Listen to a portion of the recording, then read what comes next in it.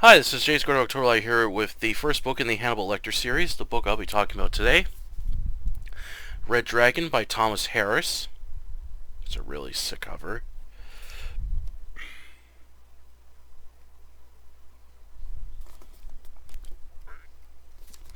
Alright, this was first published by G.B. Puma & Sons back in October 1981. This edition from Berkeley is from January of 2009. This was a really good dark crime thriller novel. I really enjoyed this. It's a bit of a slow burn at the start, but once the story gets moving, it starts to get really good. And I liked how the story follows the two main characters, um, Will Graham, the FBI profiler, and the serial killer, who goes under the alias the Dragon, but is dubbed by the media as the Two Fairy Killer for biting his victims. There were some things I didn't like with this novel, but overall I really enjoyed it. It does have its creepy moments, and it's got a lot of gruesome crime scene footage it shows in the story, along with some of the murders that happen later on in the story. And the finale was good too. I felt it was a bit rushed, but overall I enjoyed this novel. And as for the two films that are based on this book, I'll explain which one I like more, or the other one at the end of the video. But overall, I enjoyed this novel. I'm glad I finally got around to reading this series. I was trying back at the end of November to get this book wrapped up, but a bunch of things came up, so that's why this review took a little longer than it should have. But I will get started on the next book in the series, Silence of the Lambs, and try to wrap this series up quickly, as I don't want this taking too long. And I'm looking forward to reading the Hannibal books in the series. Alright, on to the book review. Plot. In 1975, Will Graham, a FBI profiler, captured one of the worst serial killers in history. Dr. Hannibal Lecter, or known by the media as Hannibal the Cannibal, a renowned psychiatrist who murdered and ate 9 victims with only 2 surviving. Hannibal nearly killed Graham at his office, but was wounded during the attack, which made Graham quit the force. 5 years later, Graham, living at his beach house in Marfrin, Florida, where he repairs boat engines for a living. His mentor, Jack Crawford, has come to Graham as there's a new serial killer dubbed the Tooth Fairy for leaving bite marks on women. He has killed 2 families in 2 different states, the Jacob family in Birmingham, Alabama, and the Leeds in Atlanta, Georgia. He massacred both families along with placing broken pieces of mirror in the mother's eyes and had sex with the corpses. While sitting out at the beach, Jack explains this serial killer leaves little evidence to go on and kills during a full moon. It won't be till 3 weeks when the next one appears, and needs the best to track this killer down before he strikes again. Graham knows the risk it will bring to his wife Molly and his 11-year-old son Willie, and accepts to help Jack out. Crawford goes to Atlanta to examine the Leeds home during the night. Entering where the killer came in, Graham envisions what the killer did while going over the crime scene reports. The killer first went into Mr. and Mrs. Leeds' room as he slashed the throat of the husband, causing him to bleed to death, then tied up the wife. The killer then went into the children's room and shot them all in the head. The killer returned to the couple's bedroom and raped Mrs. Leeds before killing her. Graham leaves and returns to his hotel, thinking over the crime scene in the bedroom, as it's noted that powder was found on Mrs. Leeds. Graham believes the killer took off his gloves to touch Mrs. Leeds' face before putting the gloves back on. Disgusted, he calls Jack and wants him to send the fingerprint files of Mrs. Leeds' finger and toenails to Price, a very skilled lab technician, as he might find something they missed. Jack replies he'll have to hurry as the Leeds' funeral is this afternoon. Graham and Jack go to a hearing about the Tooth Fairy's teeth, as they're searching for dental records that could link them to the killer. But this will take time, as Graham believes the killer doesn't have a record, making it more difficult to track him. However, as Jack and Graham leave the police station, a group of reporters are waiting for them as they walk past them. One of the reporters, Freddie Lowndes, a sleazy tabloid writer for the National Tattler, follows Graham and asks a bunch of rude questions. Both Graham and Jack tell off Freddie as he leaves them alone. Graham is bitter towards Freddy, who sneaked in the hospital room when Graham was recovering from his injuries and snapped photos of him while resting. While eating lunch, Jack wonders if it's possible to stake out an area where the killer might strike in. However, Graham knows the Tooth Fairy won't allow himself to be captured easily, as they need to find more evidence to hunt him down. Graham then visits the Leeds house again, reading the diary of Mrs. Leeds and watching some recorded footage of the family. Then Graham gets a call from the police chief on the Leeds that one of the neighbors noticed someone looking at his gas reading but didn't recognize the person, despite having a sketch artist come over and draw what the killer might look like, but it is enough. With not much to go on, Graham knows one person might be able to help him. However, just the thought of speaking to him in person sends a shiver down his spine. Hannibal Lecter. Going to Baltimore State Hospital for the Criminally Insane, ran by Frederick Chanton. Before letting Graham go to visit Lecter, he warns him not to give him anything that could be used to escape his cell or anything to use as a weapon, along with an incident where Lecter complained of chest pain, and when the head nurse went to check on him, Lecter attacked her as she barely survived the attack, losing an eye. Graham wants to get this visit over as soon as possible as he feels uneasy being around Lecter.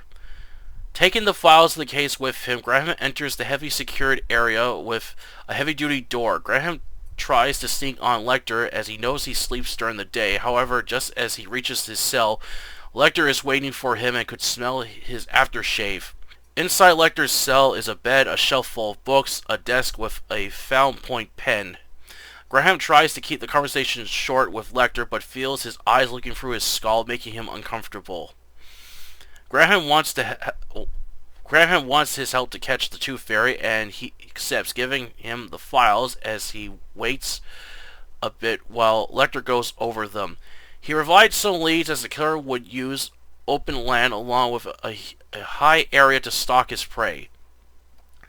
After answering a few more questions, Graham wants his help to catch the Tooth Fairy. Lecter asks for Graham's number to contact him, but refuses, and it leaves him a number to call someone else when he has more information to share. But as Graham is about to leave, Lecter wants to know how Graham caught him. Graham refuses to answer his question, but as he leaves the cell, he hears Lecter say, "The reason you caught me is we're just alike." Graham is disturbed by this and quickly flees out of the hospital. Graham goes to the Jacobs house and begins searching through the backyard and goes to the nearby neighborhood and finds it isn't that busy, as the main street is with houses spread far apart. Nobody would notice anything. Getting into the mind of the killer again, Graham climbs up a tree and finds a Chinese symbol which means dragon. He believes that the killer first murdered the Jacobs pet cat and waited till nightfall to commit the murder. Meanwhile, Lecter, wanting revenge on Graham for capturing him, lies he's got information to share with him.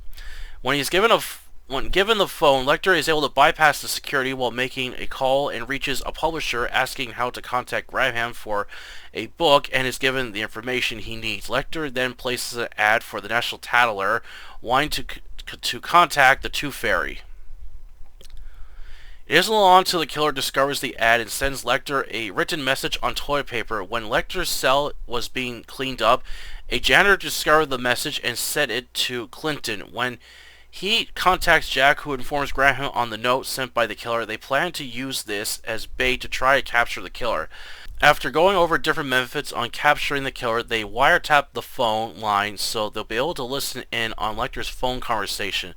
The first call, Lecter talks with a person calling himself Pilgrim as he gives this person a coded message. However, they are unable to code the message in time before it's published in the latest issue. But Jack gets a call about the coded message, and it's revealed to be Graham's address with the words "kill them all." Graham has his wife and son taken to Jack's brother's place to be safe, angered by this, but knows this could be a way to capture the killer. Graham goes along with it as it's a risky move. The FBI then has a contact number sent to the National Tattler, with Graham answering the call. It isn't long until Pilgrim calls, as Graham talks long enough till they can track where the caller is at. However, it turns out that Pilgrim was Freddy, who was trying to get the information on the case. Furious as this nearly ruins everything with no other options left to go, Jack comes up with a risky plan to use Graham as bait, lure the killer out by angering him with an insulting message when he reads the latest issue on the National Tattler. Freddy agrees to write these false claims. Freddy believes he's going to land himself on one of the biggest stories to date. After publishing the latest issue, Freddy returns to his apartment but finds a dark van parked close to his parking spot in the underground parking garage. He gets out and whacks the door, leaving a dent, but as Freddy is locking his door, suddenly the sliding door opens and he's pulled inside the van and knocked out. When Freddy awakens, he finds himself strapped to a wheelchair and his back hurts badly. He then hears a voice of the killer who mocks him for his insulting words and states he doesn't know who he really is and wants to show him. Freddy refuses as the killer threatens to staple his eyes open if he doesn't. Freddy opens his eyes and sees a tall, heavily built man wearing a stocking mask and blonde hair. He lets his robe drop to the floor, revealing a dragon tattoo on his back, along with a slideshow featuring the red dragon, along with the photos he's taken of both murders. Freddy's crying in fear as he states that Graham made him tell lies about him and wants to tell the truth about the killer. He makes Freddy record a message on a tape recorder for an hour, followed by the killer putting a mold of teeth on and biting off Freddy's lips.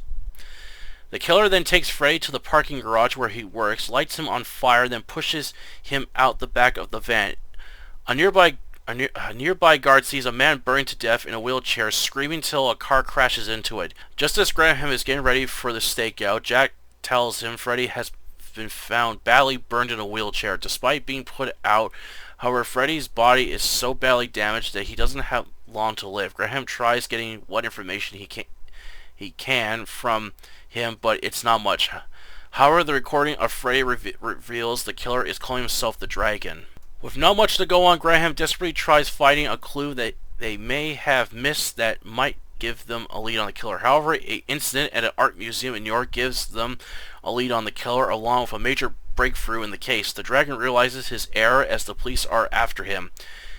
He'll do everything to cover up his tracks, but will still try to kill Graham for exposing his secret life to the world, leading to a final showdown in Graham's house during a full moon. Will Graham be ready to face against the Dragon, or has he met his match? Red Dragon was a good crime thriller, detailed scenery with moments of shocking and disturbing violence. While the pacing was good during the first and second act in the novel, however, towards the end I felt it was getting a bit rushed with scenes moving too fast. While there was a good cast of characters within the story, with a few I didn't like, however, I felt some of the dialogue between Graham and his wife could get a bit cringy at times while the two were flirting with each other. I also didn't like how Thomas doesn't say who's talking during some of these scenes. The serial killer Francis Darrow Hyde is a creepy and terrified man who's obsessed with a painting of the Red Dragon. He takes on an alter ego of the Dragon, believes by murdering the weak he'll become stronger in his new form, as the author does a great job getting into the mind of a killer along with his origin story. Graham's character was interesting, however, I felt some of the scenes where he's going over the crime scenes, he doesn't pick up on things until later on in the story. I felt he should have picked on these small clues a bit quicker. The scenes of gruesome crime scenes is brutal, along with the brutal murders, and the flashback scenes of Francis being abused were disturbing. The short scenes of Dr. Hannibal Lecter were interesting, along with the backstory of how Graham caught him, but as I said before, I felt that Graham should have figured out some things on his own than asking Lecter for his help, which this nearly cost him his life and family. As for the 1986 film Manhunter by Michael Mann and starring William Peterson and Tom Newman, I found a lot better than the novel of Red Dragon. While Brian Cox's performance of Dr. Hannibal Lecter was decent, but the rest of the cast does a great job. Tom Noonan delivers a creepy and terrifying performance as Francis Darrow Hyde, and felt William Peterson gave the character Will Graham more life and personality to the character. Michael Mann does a great job filming a lot of dark, ambient, and well-shot scenes with a big finale at the end.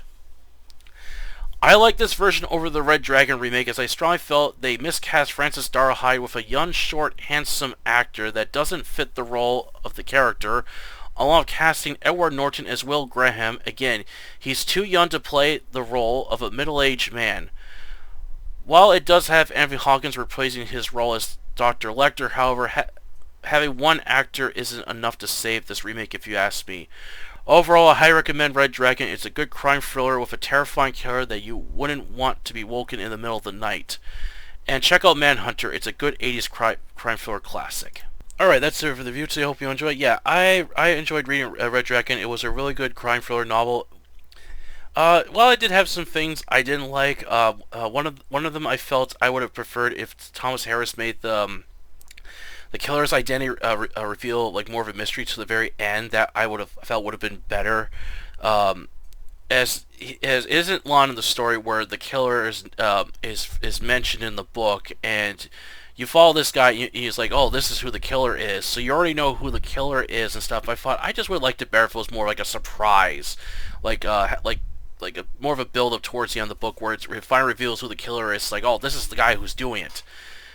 I just felt that would have been better, but I will say the author Thomas Harris does an excellent job of getting into the mind of the killer in the story, and you see what made him the way he is and what he went through. Very traumatic and shocking moments of in his life where he was very badly abused and stuff. And there was a scene in the book where he's being abused by his grandmother, and the one part just made me cringe. It's like, oh geez, that would terrify me if that was me.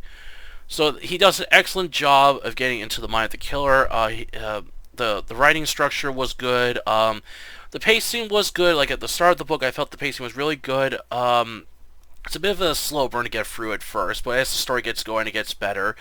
I did find towards the end of the book, it starts to feel a bit rushed. Like the author is now like rushing to get towards the end, and I felt the finale at the end was a little sloppy. Like it's just, I was like, okay, where's this story going? What's happening now? And I had to go back and read a few scenes because it was like everything was going a little too fast towards the end of the story. But once I read these parts over again, I was like, oh, okay, now I understand what's going on.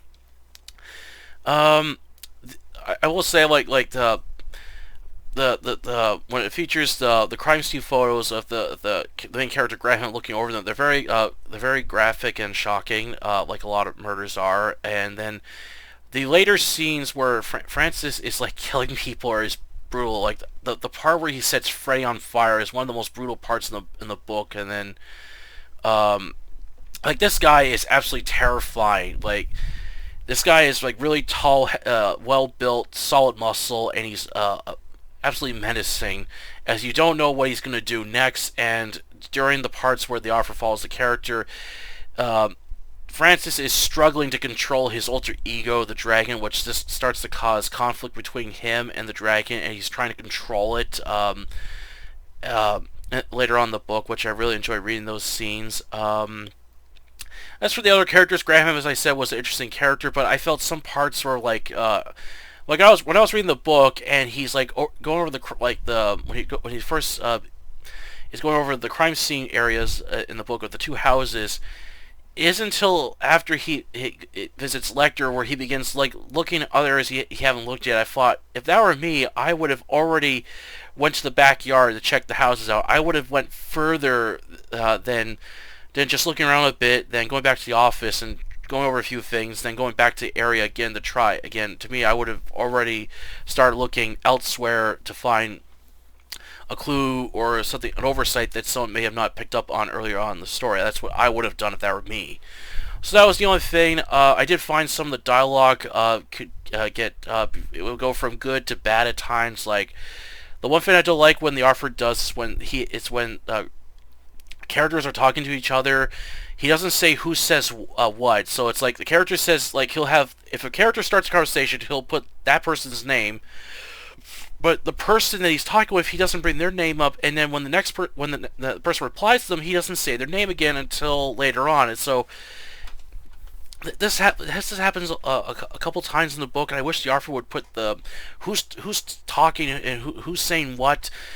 He does. However, I will say if a third character comes in or another character, he will say the person's name. So at least he does mention when someone else is talking. I just like when authors just put like who's saying what. Is I sometimes wonder, is the other character saying that line, or is it supposed to be this character? That's the only thing I don't like with scenes like that. Another scene of bad dialogue is when Graham is talking to his wife and they're flirting with each other, and some of these scenes just made me cringe. They're really like bad flirting scenes. Like, oh, this is not good. So, th- but despite all that, I still enjoyed the book for what it is. And of course, Hannibal is not featured a lot in the book. He's only like in it for like a small part. The author doesn't really go into much detail what Hannibal looks like, so that's another thing. I kind of wish he went into more detail on Hannibal Lecter, because while this scene is intense for Graham, as he is absolutely terrified of him, and he doesn't want to be anywhere near this guy, and the only thing that separate him is this thick bars, because he knows if those bars ain't there, Hector, Dr. Lecter would try to kill him again if he had a chance. So that scene was intense.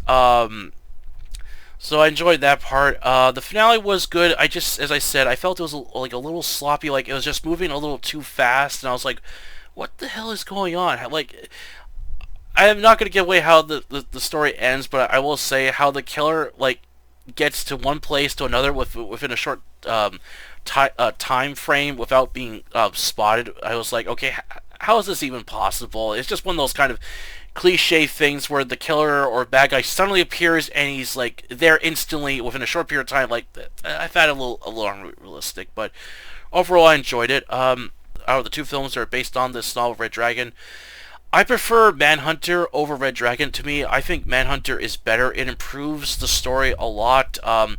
It cuts some scenes out. It cuts some scenes out from the book, and it kind of like shortens it a bit. So it does shorten it a bit. It doesn't reveal who the killer is till later on in the film, which I really like, because as you watch this movie, you don't know who the killer is, and the anticipation of like, who is this guy and what is the lead that's going to reveal his secret identity. It's not revealed to the end. I really like that, and Tom Noonan as Francis Darhide pulled off the character perfectly. This really tall guy who's like is really creepy. I read he avoided the cast. He would not speak to anyone, and he would make himself terrifying both on and off the set to make everyone uneasy. So that he pulled off the character perfectly. And I like William Penderson from CSI, so he does an excellent job as Will Graham. And Brian Cox does a decent performance of Hannibal Lecter. He does a decent performance. It's not good as Evie Hawkins, but it's a decent performance. And all the other characters, I felt were they all did their parts well. Even the one actor from The Thing is in the Manhunter. I was surprised when I spotted this guy. He's in the Thing. He's called Flukes. He's the guy with the kind of like red hair. He's when I saw this guy holding like these molds of teeth, which are the killer's teeth, I thought, wait a minute, that's Flukes from The Thing. I was surprised to see him in the film, so I enjoyed that.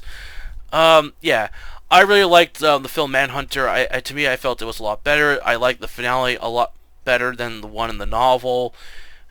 And to me, I actually prefer the killer's big like fancy house he's got in Manhunter than in the novel, where it's like this like kind of like this big large like mansion out in the like the south. I just preferred this like more like fancy very spacious place he's got. He's got like these big pictures of like I think the moon. Yeah, he's got pictures of the moon. He's got like speakers placed around with like neon lights, and he plays like music blasting on these speakers. So I really enjoyed that a lot more than his than this like southern mansion that the killer lives in the novel. As for the film Red Dragon, I do not like this film. To me, my one issue with it is that some of the actors they cast to play the roles, they're too young. I really dislike the actor they cast as Francis Darhide in Red Dragon. To me, he's too young. He's too good looking. Like he doesn't have that creepy, intimidating vibe that Tom Noonan brought with Manhunter. And despite being a fan of Edward Norton, I felt he was miscast in Red Dragon. Like, don't get me wrong, Edward Norton is a great actor, but to me, him playing Will Graham just didn't fit the role. Like, again, he's just too young for this role. Well, it's got Anthony Hopkins in it, but I don't know, I felt something was kind of like missing when seeing him playing the part, the part of Hannibal Lecter. Like, I felt something was missing with these scenes, and it to me they don't feel intimidating like they do in Silence of the Lambs, which is a film that I really liked, where he plays this really intimidating character as you don't know what he's gonna do next, and he's a smart, clever killer who like is very patient and waits for the right moment to make his move, and make he doesn't make really that many mistakes, and he's a really smart, intelligent man. I also felt that I liked the actor they cast as Freddie Lounds in Manhunter over another actor that they put in Red Dragon. I forget his name, but it's a fortune what happened to that actor. He was a good actor that sadly passed away. Phil Hoffman, that's his name. Yeah, Phil Hoffman. Again, he's a good actor, and but again, I just prefer Manhunter over Red Dragon. So that's the film I would prefer and recommend if you haven't seen it to check that one out over Red Dragon. I know Red Dragon sticks more true to the novel, but they do change some things around from the novel. There's a scene where Hannibal kills a guy after seeing a bad performance at a kind of like musical show, and he kills this guy that basically did a bad job, and he serves his remains to a bunch of people who are over at his house. I felt really yeah, so it like they changed some things around with the book and stuff, but I prefer Manhunter over Red Dragon. To me, it's a much better adaptation of the novel. Alright, that's it for the book review today. I hope you enjoyed it, and please don't forget to like this video and subscribe to October Library, the YouTube channel where I post book reviews, book hauls, and other fiction-related content. Until then, I'll catch you later.